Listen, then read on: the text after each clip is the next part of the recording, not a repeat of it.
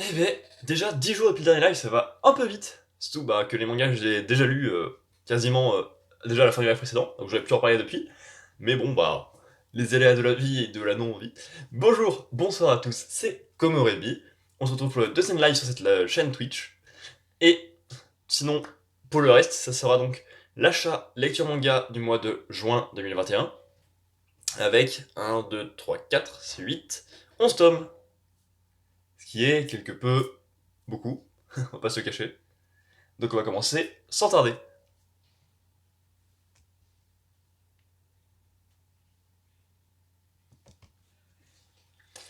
Hop, aïe. On commence avec The 4 Essential Quintuplette, tome 9.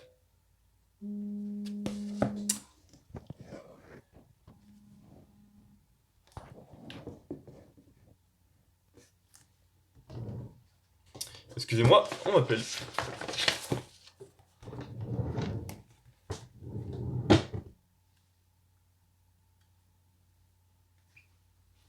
Hop. Et ça fonctionne, même si c'est pas celui que j'ai préféré jusqu'ici. On a quelques changements avec le fait qu'ils aient passé un niveau, donc une nouvelle classe, qu'ils soient en terminale. N'importe quoi là. Et même s'ils sont en terminale et que techniquement les règles changent parce que les visions du monde de nos 6 personnages principaux ont changé quelque peu, que leur volonté aussi, qu'ils ont des nouveaux élèves autour d'eux, et finalement ça varie très peu d'un tome à l'autre. Alors c'est bien, mais c'est un peu redondant. Donc là, la série pourrait durer encore entre 1 et 20 tomes que je verrais pas vraiment la différence parce que vraiment ça avance très peu. Et ça avance par à coup très lent, ça répète plus ou moins les mêmes choses. C'est pas mauvais, c'est juste que chaque tome n'est pas vraiment essentiel ou ne change pas la vision du manga. Je le vois plus comme ça. Mais on a un passage plus ou moins sur chacune des sœurs qui montre sa volonté actuelle, qui est plus ou moins de réussir dans une branche professionnelle tout en se faisant remarquer par Futaro. Il y a que Yotsuba qui a un chapitre plutôt particulier, parce que c'est la seule où il parle réellement d'amour en disant que ça n'arrivera jamais. Alors que pour les autres, c'est plus les filles qui sont là, ah, j'aimerais qu'il me remarque, ou qu'ils lui disent clairement, remarque-moi, je te prouverai que je suis remarquable. Bref, il va y avoir un jeu d'amour plutôt intéressant, parce que là, on vient d'avoir encore un nouveau jeu en tant que prof particulier, parce que, évidemment, Futaro a perdu quelques places et est devenu moins bon afin de s'occuper des filles. Son rival de toujours, comme le rival lui-même a décidé, parce que Futaro s'en fout, euh, se voit lancer un défi entre l'un et l'autre, ce qui crée une camaraderie plutôt pas mal au final, alors qu'il n'y en avait pas jusqu'ici, et une nouvelle confrontation avec le père de la famille, évidemment, parce qu'il est toujours rigolo et à mettre Futaro à l'épreuve.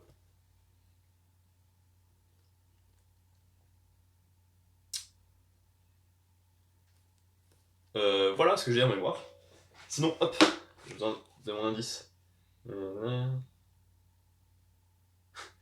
c'est vrai. Il y avait une petite histoire assez rapide sur les délégués, parce que Yotsuba est toute désignée pour faire ça, parce que elle est énergique et qu'elle pense aux autres. Et on a un petit truc sympa pour le fait qu'elle choisisse Futaro. Et on a aussi le jeu des quintuplés, c'est-à-dire que leurs nouvelles camarades reconnaissent pas vraiment qui elles sont les unes des autres. Et c'est Futaro qui va te donner quelques clés pour les reconnaître, même si c'est pas des clés sur le caractère, mais juste sur quelques particularités physiques qui peuvent donc piéger par moments.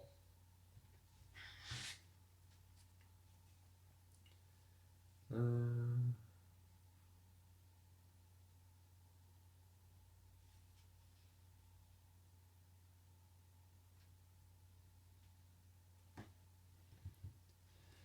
On a un indice final sur, enfin à la fin du tome, sur ce qu'il s'est passé dans un flashback qu'on nous avait raconté.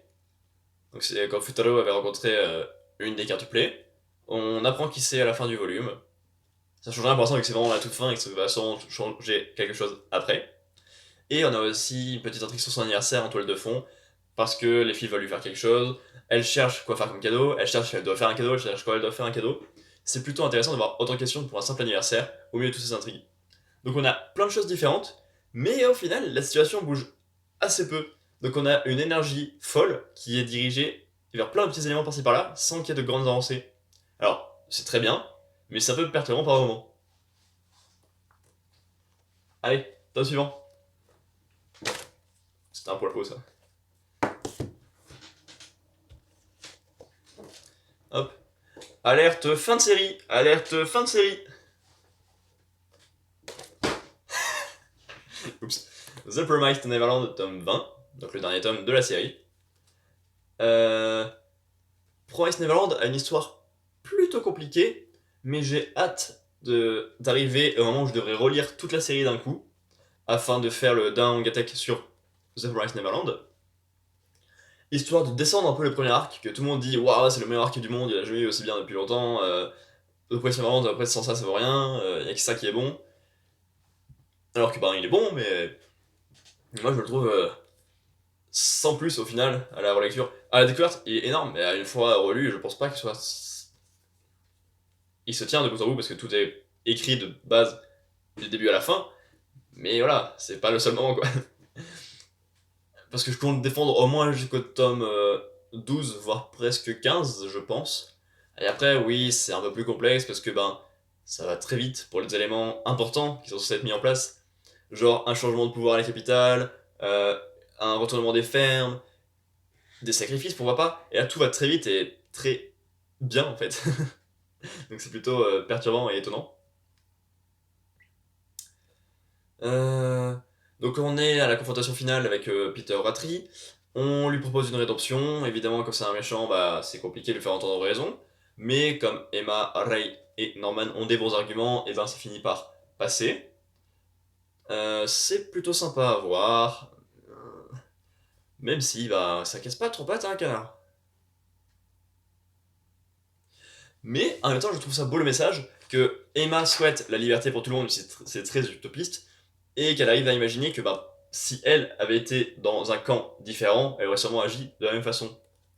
Et donc c'est très bien de se mettre à la place des autres dans de telles situations. On a un flashback avec Peter et James qui expliquent qu'ils avaient découvert la vraie histoire là, de la première confrontation avec les démons, que les deux avaient réagi de manière très différente. Peter en trouvant ça excellent, James en se remettant en question parce que toute sa vie était basée sur le fait qu'ils étaient des héros, alors qu'en fait, oui et non.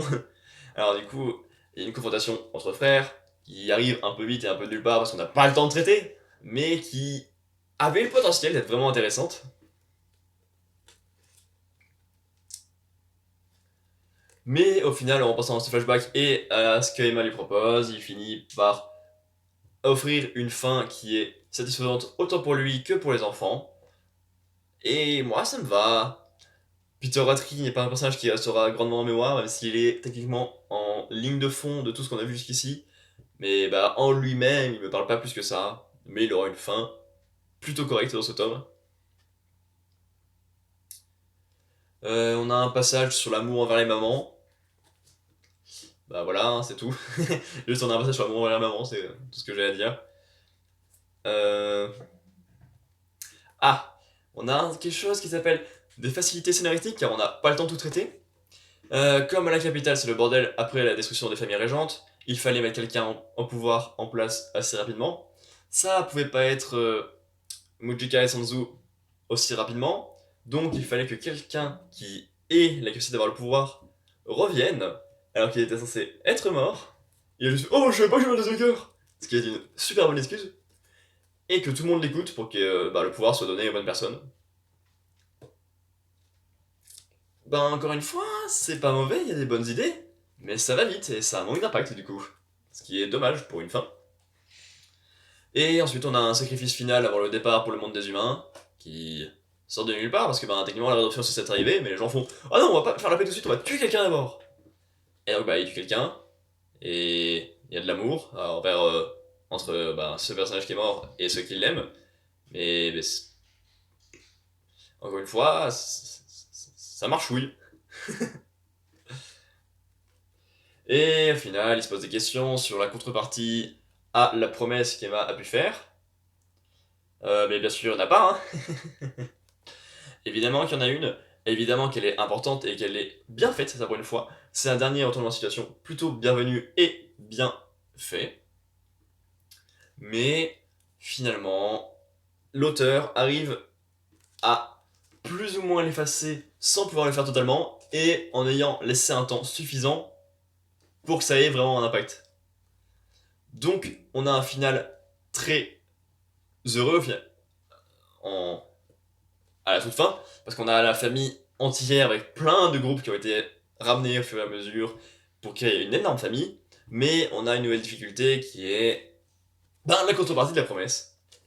Donc au final, c'est un tome qui a plein de bonnes idées, comme la fin de la série, mais qui va bien vite, qui veut pas tout exploiter, parce que il y a trop d'idées, trop de personnages, et trop de problèmes à régler, et donc tout se fait par des facilités ou par un plan qui était censé être rondement, mais c'est pas mauvais, mais ça aurait pu mieux faire.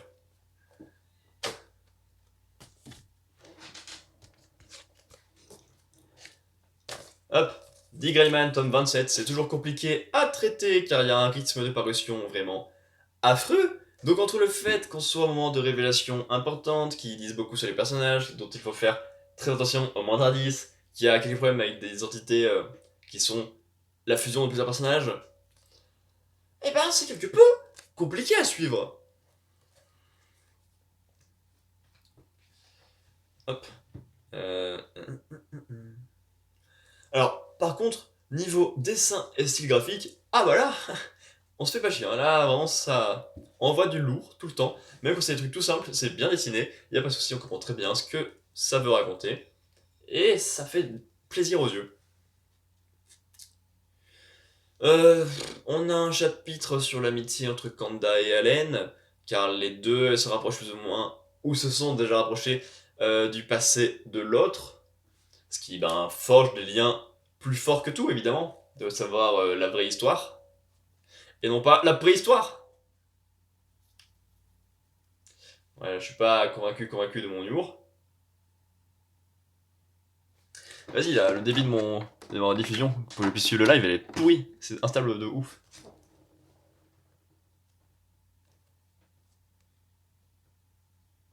Est-ce que c'est la rediffusion ou est-ce que c'est la diffusion? C'est la diffusion, d'accord. Et ben, toi pour moi, s'il y a une connexion faible, je peux pas faire grand chose pour corriger ça. Désolé.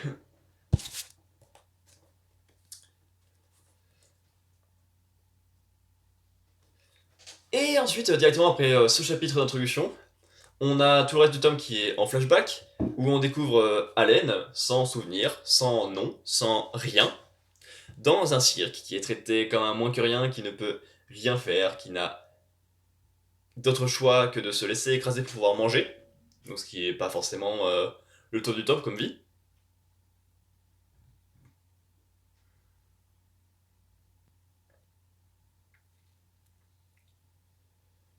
On découvre également Cosimo, qui est un clown, qui est dans le cirque, et qui a une fâcheuse tendance à vouloir tirer la couverture entièrement jusqu'à lui, car il a un passé plutôt compliqué, et que le fait d'être le clown le plus important du spectacle, d'être même le clown du spectacle,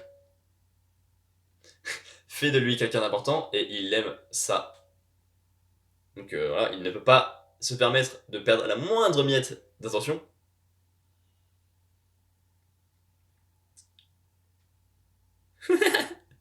C'était un peu agressif, parce que j'avais écrit on découvre Cosimo, qui est une merde qui va être le numéro 1. C'est un peu fort par rapport à ce que je viens d'expliquer, justement. Peut-être. On a très rapidement un petit passage sur Marianne Cross, qui est censé être mort à l'heure actuelle, mais qu'on voit là, soit. Enfin, j'ai l'impression que c'est parce que. Il est très important dans l'esprit d'Allen et qu'Allen l'a fait apparaître lui-même dans son flashback, quelque chose comme ça. Et il a une mission importante, qu'on ne connaît pas et qu'on ne comprend pas, qui semble savoir tous les secrets et mystères des personnages, autant du côté de Mana que de Nea, de Rod, de tout le monde, et qui semble tenir les clés de beaucoup de choses. J'aimerais bien qu'il en donne quelques-unes, car les portes fermées devant nous sont quelque peu puissantes. On a Allen, qui n'a donc pas encore ce nom, qui est réconforté par le chien, qui s'appelle Allen actuellement. Et il s'appelle comme ça car c'est un flash de mémoire qu'a Mana. Et donc, en fait, il y a que Mana, depuis sa fusion, est censé connaître Allen, qui est censé le libérer. Donc il a donné ce nom à son chien pour pas l'oublier. Et le nom de son chien va passer à un enfant qui va récupérer et qui deviendra la clé qu'il était censé avoir depuis quelque temps. Ah, c'est compliqué déjà de base, hein, dit Greyman, on va pas se le cacher. Mais sans rythme de parution long, qui complique follement les choses, c'est déjà compliqué. On a Mana qui est perdu dans sa recherche de Nea, alors qu'en fait il l'a mangé, et il a peur du retour du conte. Alors que tout ça, ça va être les personnages très proches, voire les mêmes. Et waouh waouh waouh. C'est compliqué. On a une rencontre entre Cross et Rhodes qui fait plaisir parce que on a Rhodes qui est importante. Cross essaye de la sauver du Noé qui est à l'intérieur de elle, mais n'arrive pas à faire grand chose car les Noé ont une peur immense. En effet, le comte peut se transformer en un monstre qui peut détruire une bonne partie de la carte en très peu de temps. Ils l'ont déjà croisé dans leur monde. Et en fait, c'est pour ça qu'ils lui obéissent au doigt et à l'œil, qu'ils font attention à tous ses plaisirs, à ses désirs. Et que finalement, même les personnes cachées derrière les Noé ne peuvent pas faire grand chose de plus. Et au final, on recoupe l'intrigue avec Allen, qui n'a pas encore de nom, car Cosimo veut tuer le chien de Mana, et est empêché par Allen, qui prend sa place à cause de ça. Au final, on a un cycle de vengeance qui va se lancer avec Cosimo, car il veut se venger de base pour je ne sais plus quelle raison, a été plus ou moins empêché, il veut se venger encore plus, et ainsi de suite. Ce qui fait que le chien va mourir quand même. On a une magnifique scène avec Mana qui ne peut pas se permettre d'être triste à cause de son passé et de qui il est vraiment, et ça c'est déchirant quand tu sais que le personnage est mort de tristesse à l'intérieur, car c'est presque son seul ami, mais qui veut pas se permettre d'être triste pour des raisons futiles en soi pour lui-même et pour son développement. Ah, c'est terrible. Et enfin, on a découvert la création du duo Mana-Allen. Donc on a un tome entier qui est concerné à la jeunesse et à la genèse de Allen, qui explique juste comment il est devenu ami avec Mana, au final, mais qui montre encore une fois qu'il y a plein de mystères qui avancent. On a le côté cross, on a les Noé, on a l'histoire de Mana, Nea, le conte, tout ça, qui est un bordel et qui existe. On a donc l'avancée d'Allen, on a Apocryphos qui est pas loin aussi. On a beaucoup de choses pour un rythme de parution si long. Je sais pas du tout où l'auteur va, mais c'est très intriguant encore une fois.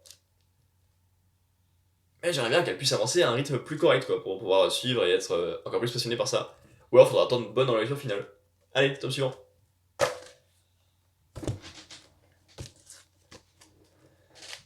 Hop, Orient, Samurai Quest, tome 8. Orient, c'est compliqué. C'est correct depuis le début. C'est pas la grosse marade, c'est pas la grosse réussite, c'est correct. Je sais pas ce que donne Maggie, mais j'avais un peu pas envie de découvrir une série de 41 tomes comme ça. Donc je me suis dit que j'allais découvrir la série suivante du même auteur. Mais je suis pas convaincu exceptionnel. Ça marche, mais je suis pas convaincu. Par exemple, là, on a un énorme rassemblement de personnages pour battre un monstre énorme.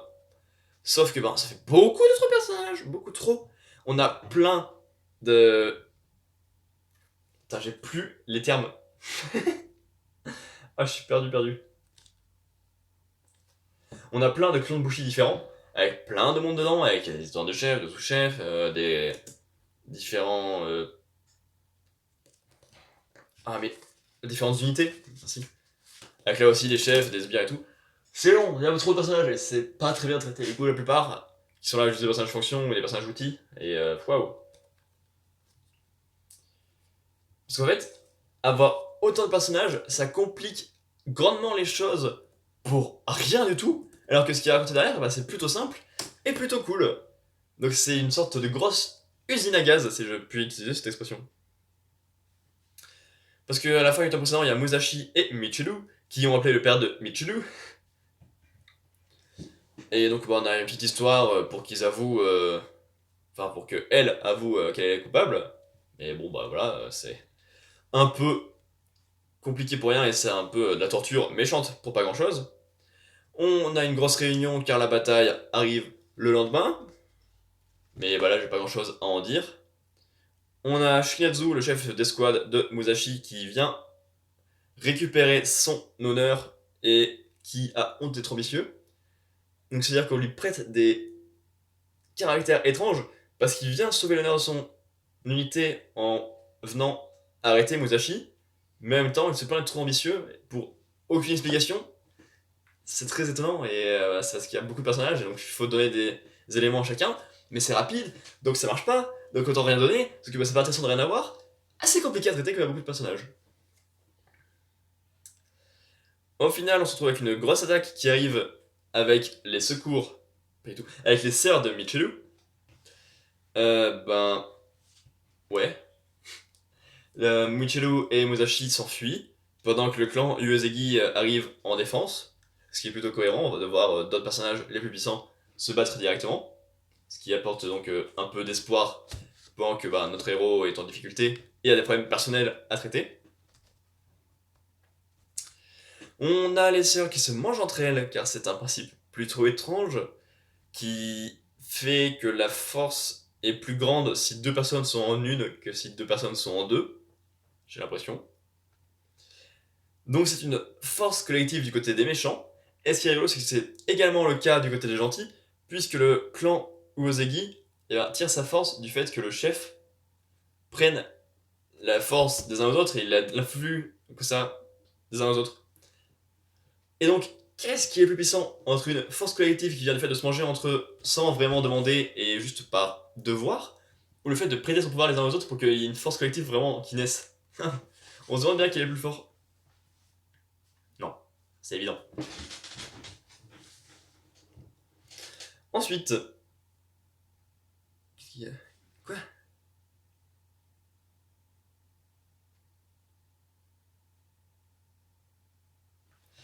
On a les méchants qui sont battus grâce à Shiro. Ah non merde, les méchants sont rentrés grâce à Shiro, donc c'est le mec du clan Obsidian qu'on avait déjà croisé et qu'on connaît.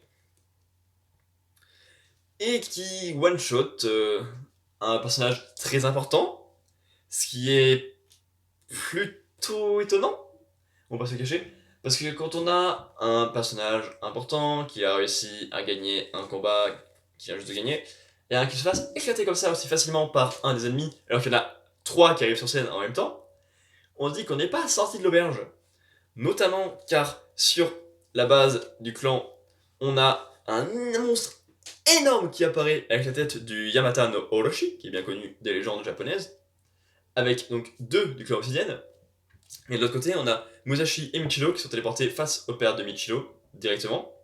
On a une confrontation personnelle entre le père et la fille, parce que le fausse relation est plutôt intéressante et importante.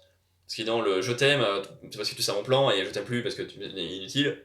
Ah, c'est un peu violent quoi. Et au final, la fin de son plan, c'est de retirer voir sa fille, ce qui attire la colère de Musashi.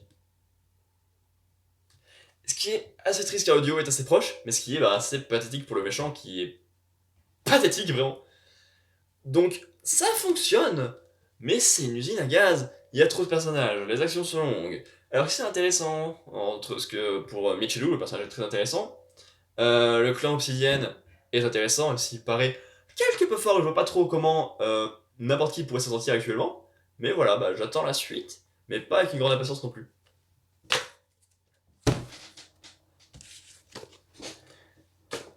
Alors que ça, qu'est-ce que c'est bon putain! Vigilante My Hero Academia Illegals tome 11. Je crois que plus le titre est long, plus c'est bon. Waouh. On a une première partie donc avec la suite pardon, du sauvetage de Popstep, qui est quelque peu en danger à cause du de celui qui veut remplacer O'Clock, donc déjà recroisé. On a ce passage qui est compliqué, notamment à cause d'Endeavor, parce que Kiyoshi est trop cool. On est en position de difficulté et il débloque quelques nouveaux pouvoirs pour avancer et être sûr de sauver Popstep, ce qui est un coup classique, mais ce qui est vu du côté du méchant, et donc qui est en mode oh non, ça arrive encore, et donc c'est très intéressant comme façon de le voir.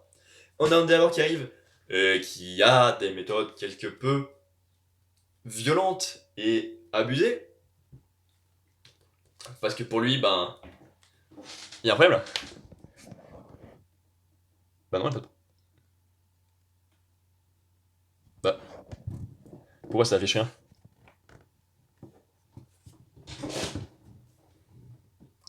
Ouais, qui est quelque peu violent et qui traite un peu tout le monde de la même façon. Donc il attaque tout ça et Kyoshi arrive encore à s'en sortir grâce à un petit power-up. Et c'est encore vu du côté du méchant, donc c'est rigolo. Et savent que le méchant se fait plus ou moins avoir à cause de ça. Et donc, après un petit passage obligé par Midnight qui permet de calmer les ardeurs de notre héros incandescent. Voilà, c'est tout ce à quoi elle sert, elle apporte rien. Au final, après on a une petite discussion très rapide entre O'Clock, qui a vraiment des cloques sur la gueule,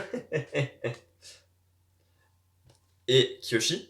Ça part du fait de briser les rêves, ce qui est un peu ce que font tous les héros en soi, et donc ce qui est un retournement de valeur plutôt intéressant, parce qu'en fait, les vilains mettent la vie des gens en danger, donc forcément, tous les rêves dans leur balance et dans leur destruction, plus ou moins. Sauf que techniquement, les héros, en les arrêtant et en sauvant les rêves du plus grand nombre, brisent les rêves des méchants, en soi. Et ça, c'est beau et intéressant. Voilà, donc on a donc numéro 6, son prénom, qui est détruit autant physiquement que mentalement, mais il y a un des deux qui va pouvoir se soigner rapidement. L'autre, ça va être possible. Et donc il va y avoir un round prochain, assez rapidement je pense, qui va être meurtrier, vu la colère qu'il emporte envers Popstep et Koichi. Nanana, nanana. Ensuite, on a un petit interrogatoire plutôt correct avec un nouveau policier qui est plutôt sympa, mais on n'a pas grand chose à dire. On a un passage avec l'hôpital, mais pas grand chose à dire. Et ensuite, le nouveau policier pense à cette histoire et au fait qu'il a parlé de O'Clock pour repenser à un flashback qu'il a eu où apparaissait le vrai O'Clock. Donc, ben, c'est cool de suivre Knuckle Duster dans sa période où il était super-héros, mais alors, son intrigue en elle-même, il est dans un tournoi de combat clandestin, il rencontre lui, qui est un des préceptes qui était derrière Overall, donc c'est vraiment un personnage très important, et dont on avait vraiment envie de voir plus de choses, et donc son nouveau pouvoir et sa façon dont il est pensé. Et également Mirko, qui adore le combat et qui passait pas loin, donc elle a dit « Oh, je vais venir !» Parce qu'on avait évidemment envie de la voir se battre, parce qu'elle est vraiment très intéressante et très utile. Mais bon, bah voilà, c'est comme ça, donc on a un trio qui fonctionne en soi, parce qu'il y en a une qui est en mode les coups de pied, les combats, un qui est en mode les coups de poing, les combats, et un qui a sa mission, qui traite les trous, qui essaie de sauver les deux amis avec qui il est présent actuellement. Donc il fait attention aux ennemis, il fait attention au peuple plus général, il fait attention à ces deux-là, il essaie de les libérer, de les faire sortir pour qu'ils soient tranquilles. On a un ennemi plutôt intéressant étant donné que c'est Black Mist pardon, et Afo qui sont derrière le coup. Donc c'est vraiment très cool d'avoir le passé et les actions passées de plein de personnages, en plus d'avoir une histoire vraiment importante pour les personnages de cette histoire actuelle. Et au final, on a le coup classique de Mirko qui arrive à sortir et qui gueule qu'on a besoin d'All Might. Parce qu'évidemment, All Might c'est un peu la carte Joker dans le monde de My Hero Academia. Allez, top suivant.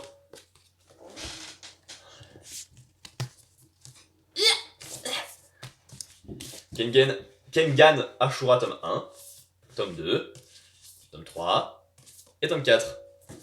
Je n'avais jamais entendu parler de la série, je n'avais aucune idée de ce que c'était, Meian a dit on va lancer cet abonnement parce que celui de Kingdom est terminé. Bah, je me suis abonné, hein. Donc il y a les tomes 5 et 8 là qui arrivent en mi-août, je crois. Mi-août. Et ben je suis pas vraiment déçu parce que je m'attendais à rien. Mais bon bah par rapport à Kingdom, la différence est flagrante parce que j'ai mis genre 14, 15, 16 et 14 différents tomes. Parce que l'histoire c'est qu'on a un salaryman plutôt classique au Japon qui se fait marcher dessus par son boss pour aucune raison, mais qui essaye d'évoluer quand même. On Celui-ci donc marche de la rue de manière plutôt normale, mais ça va plutôt intéressant. Il découvre lui, donc, qui est Tukita Oma, dans un combat de rue, et on assiste directement à un combat plutôt intéressant sur son fond et sur sa forme, parce que le dessin est vraiment splendide au niveau des scènes d'action. Parce que sinon au niveau des traits des personnages, je suis pas des plus convaincus. Donc on a une sorte de combat plutôt animal et impressionnant qui débloque les instincts donc, du salaryman. Voilà, donc c'est un premier chapitre d'introduction, plutôt classique, mais qui fonctionne très bien. Euh, Ensuite, donc Kazuma, donc, qui est là, et qui est le salaryman dont je parle, Yamashita Kazuo, c'est exactement ce que j'ai dit, se fait inviter par son PDG. Il lui explique toute l'histoire des combats Kengan, ce que c'est, qui permettent donc de traiter les conflits donc, depuis longtemps au niveau des vassaux du shogun. Mais maintenant, c'est au niveau des entreprises elles-mêmes. Dès qu'il y a un souci entre deux entreprises, un contrat que plusieurs veulent, bah, ça se règle en combat Kengan, donc qui sont des combats clandestins. Ce qui est une vision du monde qui paraît un peu exagérée, mais qui en soi, ben, donne une métaphore plutôt correcte. Hein. On découvre les soucis de famille de Yamashita, parce qu'il a deux fils, un dans un gang, un qui est enfermé chez lui dans la maison tout le temps. Donc forcément, il a quelques problèmes. Heureusement, ça ne nous intéresse pas tout de suite, parce que ben, le but est d'introduire directement les combats Kengan. On découvre pour ça d'abord la maison de Oma, dans laquelle on a un combat contre un professionnel qui se termine assez vite et qui est assez peu intéressant, mais qui lance la dualité avec son prochain adversaire du premier combat Kengan qu'il a à faire. Et justement, il y a le gros combat qui arrive, il est en plein d'étapes avec des retournements de situation, jusqu'à ce que Rito, l'adversaire, parle de ses mains rasoirs, c'est-à-dire qu'il a des mains et des doigts tellement puissants qu'il s'en sert comme rasoir, il peut arracher des bouts de gens. C'est un pouvoir plutôt impressionnant, à la fois réaliste, parce que on peut bosser ses doigts, et à la fois plutôt flippant, hein, on va pas se le cacher. Et en fait, le propos de ce combat, c'est de parler du surhomme, parce que Rito a une capacité particulière, mais Oma le remet assez vite à sa place, car il est plus puissant, plus rapide, plus technique, et donc techniquement plus un surhomme que lui, en soi. Et on a un chapitre bonus, sur lequel j'ai pas grand chose à dire. Hop, un premier tome. Correct. Ensuite, on a donc la fin du combat très rapide contre Rito, avec une victoire très rapide, avec une redirection des flux, donc de ses coups de poing et de ses mouvements. C'est une sorte de contrôle physique et technique vraiment parfait sur son adversaire, et c'est plutôt rigolo à voir.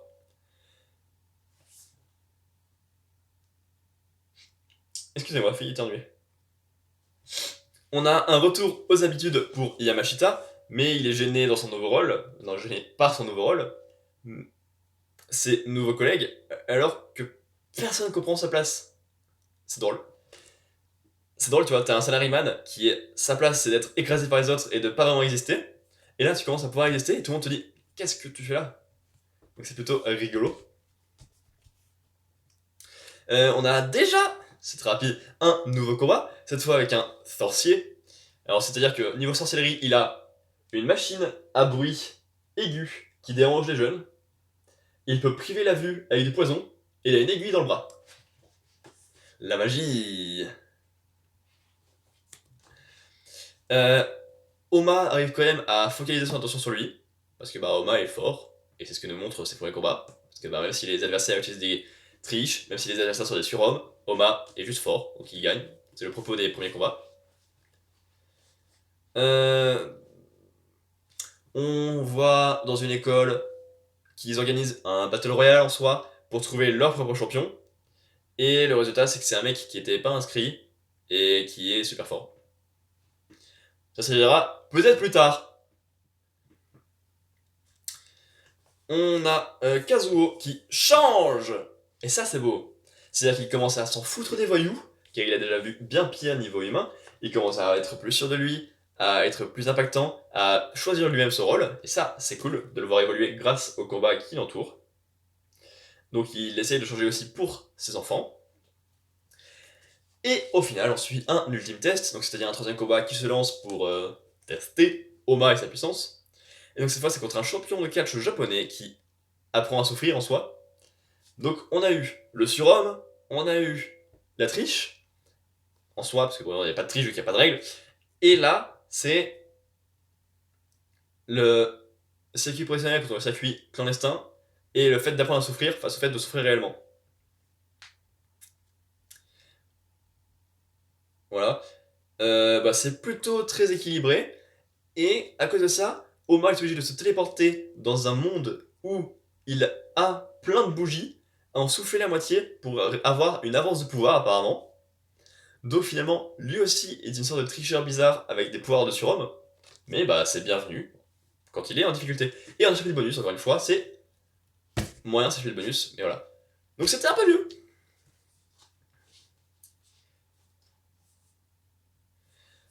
Ensuite, donc on a une victoire un peu moins sport, un peu moins belle, mais en fait si, parce que on aurait dit, mais en fait non. Et oui, c'est exactement ce que dit le manga. Je peux pas être plus clair. On a le président Kengan qui arrive, qui lance une sorte de guerre de succession, comme l'arc de Hunter x Hunter évidemment. Donc c'est un gros plagiat, non, c'est faux.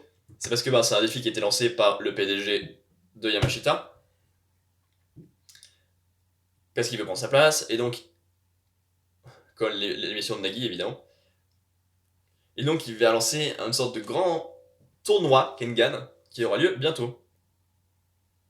On voit donc un PDG qui fait un duel à mort d'une prison pour avoir son champion. Ça ira peut-être plus tard. On a Oma qui sera finalement le champion de Yamashita et pas le champion de son entreprise. Car le PDG prend quelqu'un d'autre. On comprendra plus tard pourquoi. Et en fait, c'est parce que la victoire peut se léguer. Donc au final, ça lui donne 2 chances de gagner. Ou peut-être même une troisième s'il a trouvé un ancien adversaire qui pourrait faire venir sous ses ordres. Et ça, je dis rien.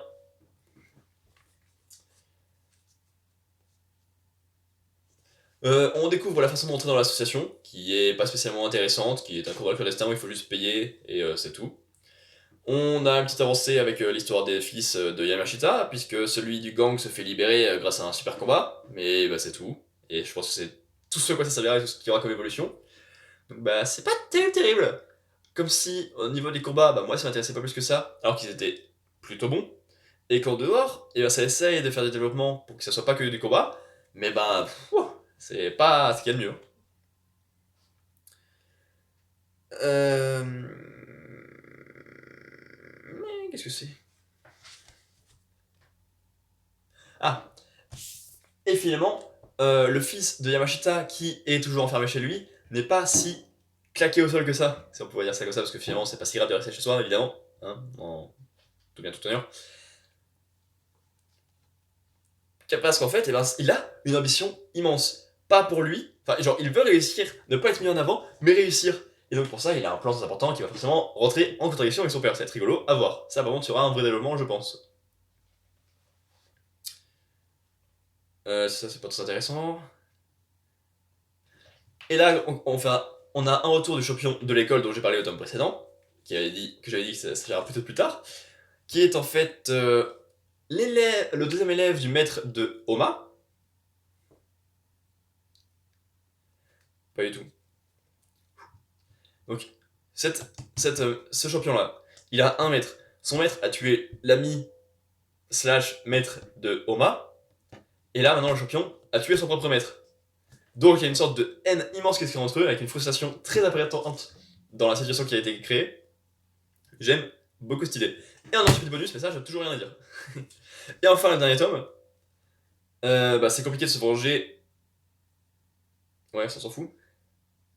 Et donc, on a le début du tournoi Kengan. On en a 28 directement dans le bateau qui s'appelle Kengan qui vont participer au tournoi. On en a 123 dans notre bateau qui vont faire un Battle Royale où il y aura 5 gagnants. Yasuo a une vision énorme car il arrive à trouver directement qui seront les 5 gagnants. Et ça, c'est impressionnant. Et donc, c'est peut-être pour ça qu'il a un rôle important et qu'il est utile. Car finalement, il a une très bonne vision des combats et de la puissance des gens.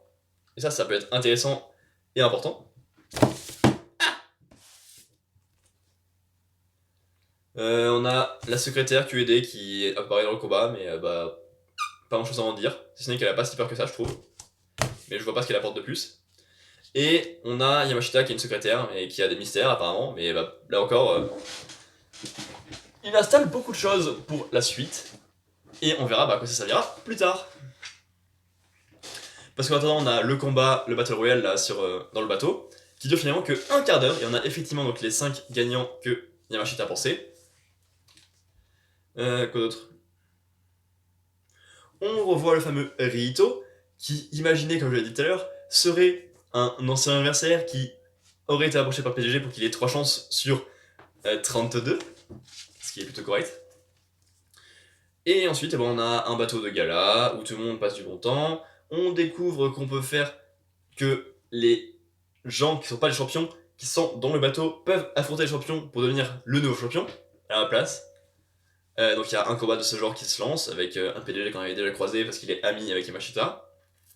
Je vois pas où ça va parce que c'est vraiment pas des personnages qui nous intéressent, mais pourquoi pas, je le prends parce que c'est donné.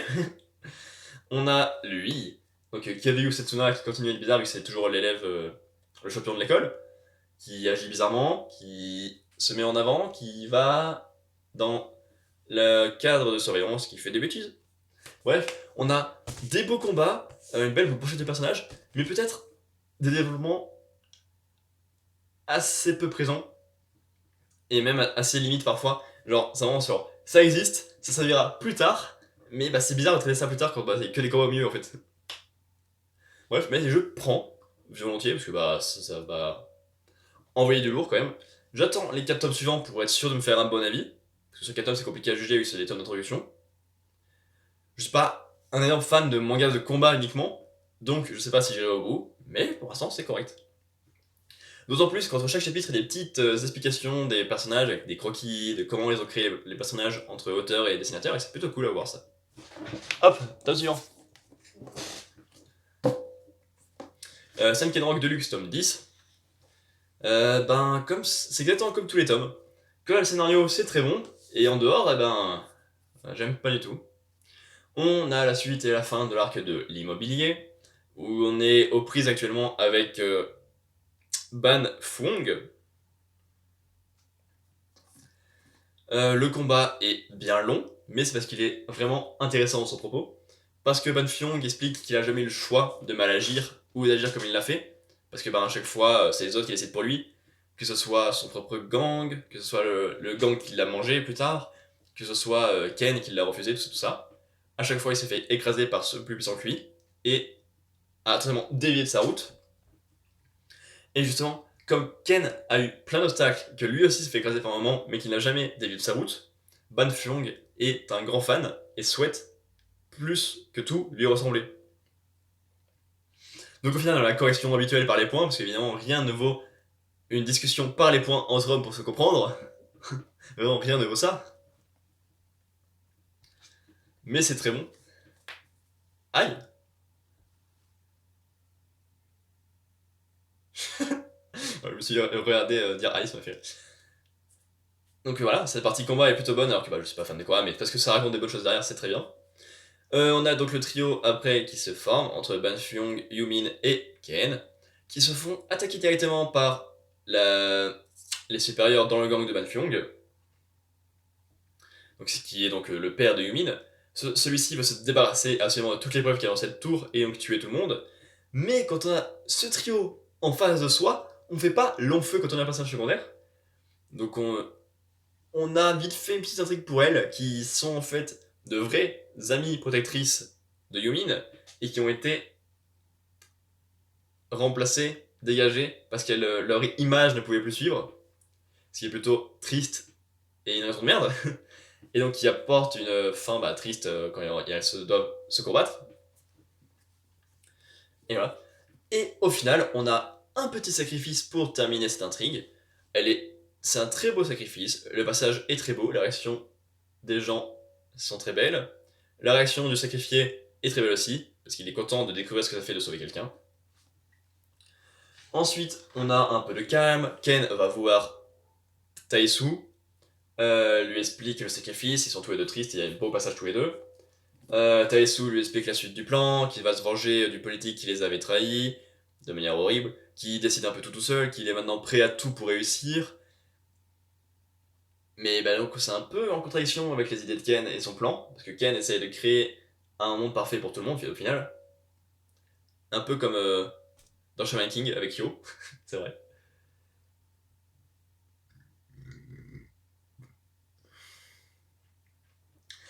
Et ensuite on a un chapitre de transition, où je vais utiliser mon carnet pour vous en parler parce que ça m'intéresse très peu, et c'est vraiment à chaque fois j'aime pas. Alors, on a un chapitre de merde avec Kailin et Ken dans un truc militaire, parce que en fait ils baisent. C'est tout, c'est le propos du chapitre. On a un chapitre pas très intéressant avec la pioche et Doyun qui doivent ramener un yakiniku japonais.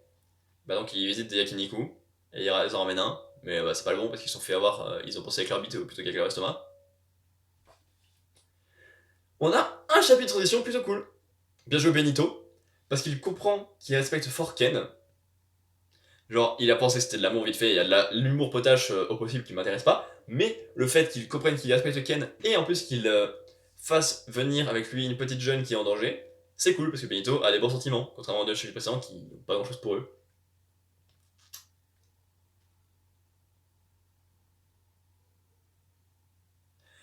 Et ensuite, on a un autre chapitre cool, on a un journaliste qui se ramène en Corée, parce que il doit faire un vrai travail de fond pour une fois, parce que justement il se plaint de ne pas en faire, alors que c'est son grand rêve.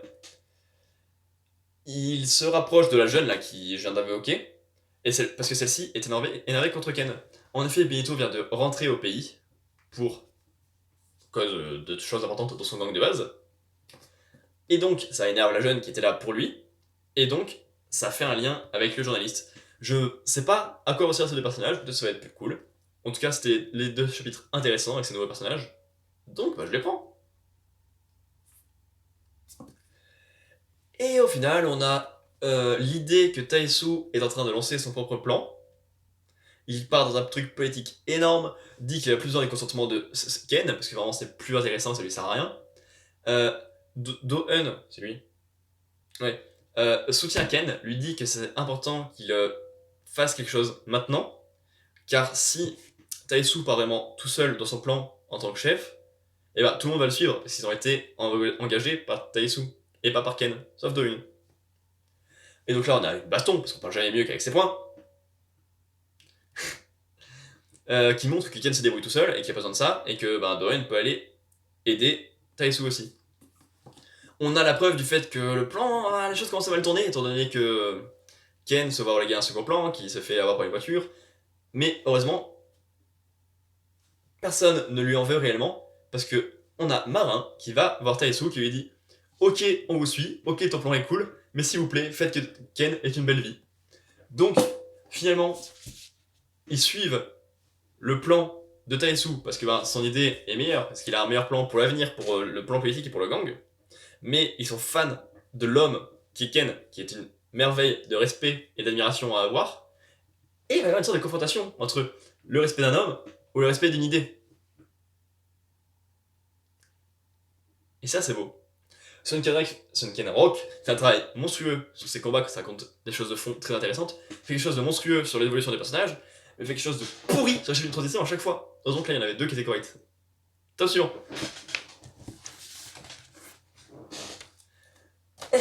Full Metal Alchemist, Perfect Edition, tome 7. Alors, je vais pas me faire des amis, mais je suis pas fan.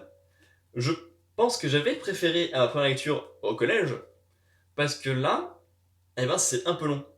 En fait, ce qui est perturbant, c'est que chaque tome se suit, il n'y a aucune transition, tout est une sorte d'enquête qui se suivant de jour en jour, avec des personnages qui viennent et qui partent de manière normale, comme s'ils avaient une vie en dehors de l'intrigue, ce qui est un travail de construction énorme et excellent, mais avec le rythme de parution de la Perfect, et je trouve ça un peu indigeste.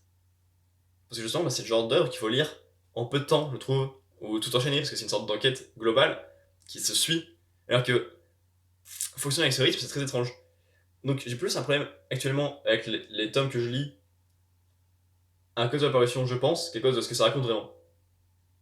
Du moins j'espère, parce que sinon ça me ferait mal au cœur de moins apprécier Fullmetal Alchemist sans raison. On a deux intrigues en soi dans ce tome. Il y a Edward qui est amené par Armstrong au loin, on sait pas où. Finalement, on découvre qu'ils vont à Ishval, et ça c'est cool de découvrir l'histoire d'Ishval parce qu'il y a un passé terrible et donc le devoir de mémoire est important. En plus, on revoit un ancien personnage qu'on croyait mort. Personne ne pouvait croire ce personnage mort, évidemment. Mais donc là, on a l'explication de pourquoi il est vivant, de comment il a pu survivre, de qu'est-ce qu'il fait maintenant.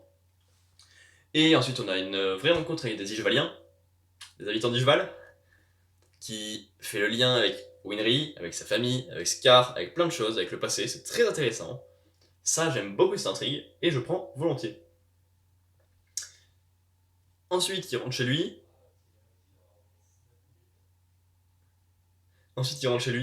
Il tombe sur son père.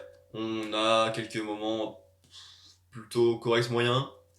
Parce qu'en fait, eh ben, son père les a abandonnés. Il a absolument aucune excuse et aucune pensée. Mais ils sont tous les deux très proches en soi.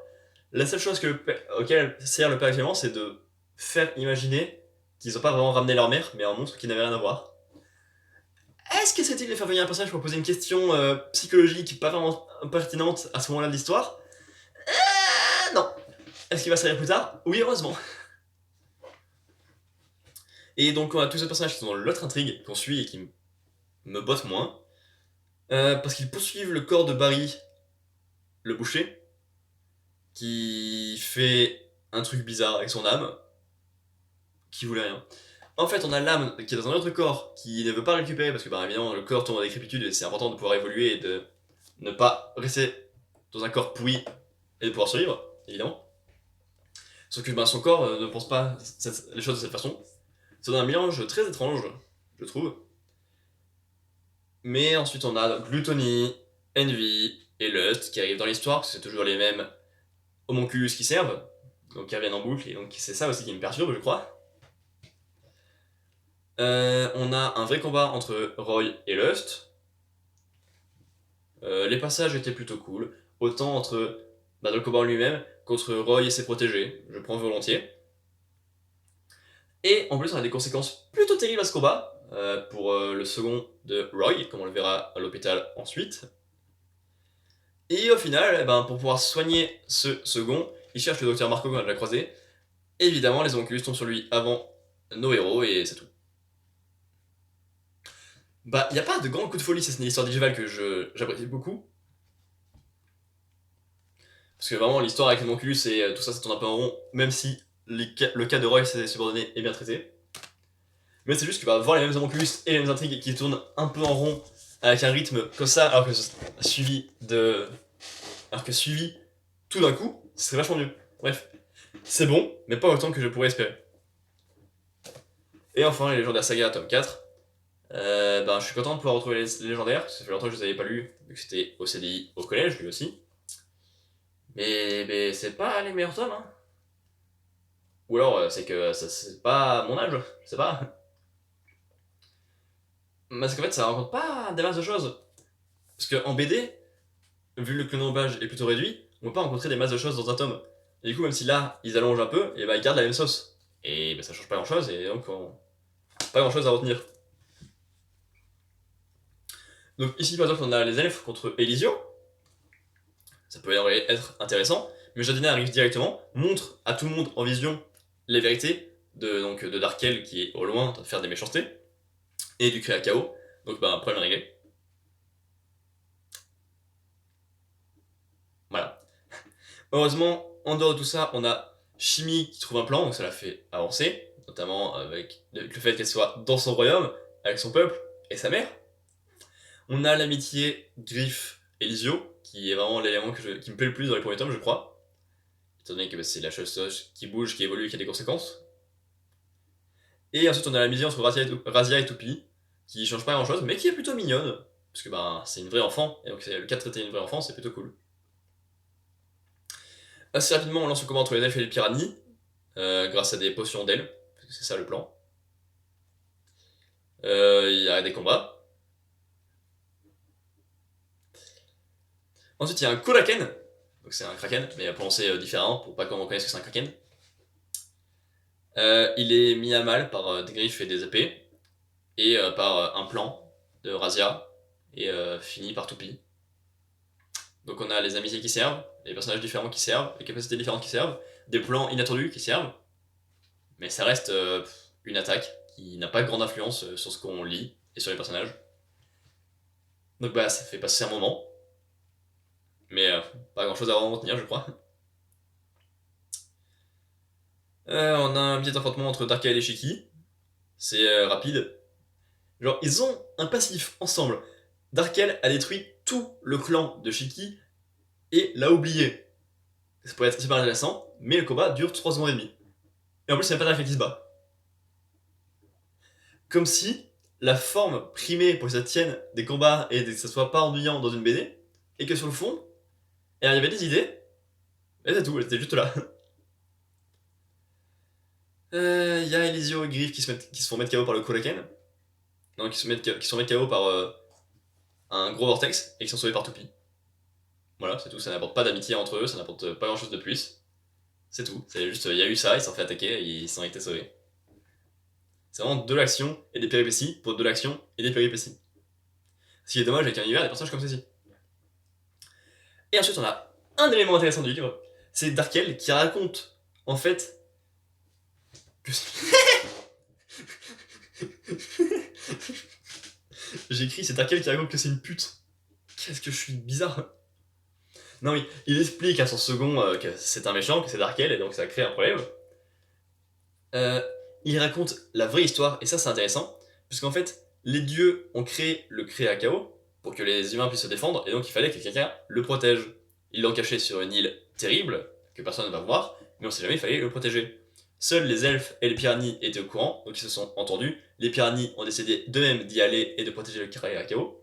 Puis, le temps passant, et les histoires évidemment ne passent pas parce que le travail de mémoire, on s'en branle, les piranhas ont oublié, et se sont dit tiens, c'est les elfes qui nous ont enfermés là, on va les tuer.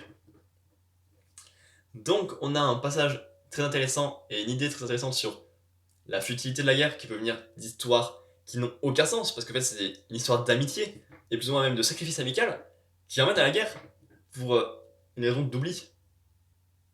Et donc ça c'est intéressant.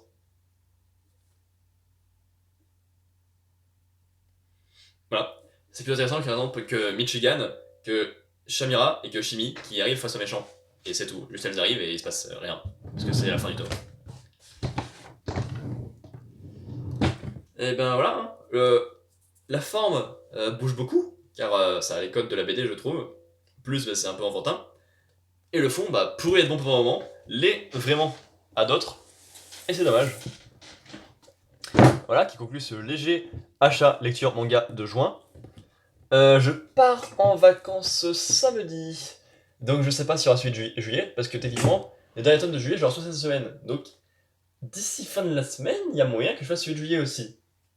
On verra, je vous préviens. Bref. Bref, on se revoit sans doute bientôt. Peut-être pour du Life is Strange, peut-être pour l'achat lecture manga de juillet, peut-être pour autre chose qui est prévu. Voilà. D'ici là, portez-vous bien, faites-vous plaisir, comme on bientôt.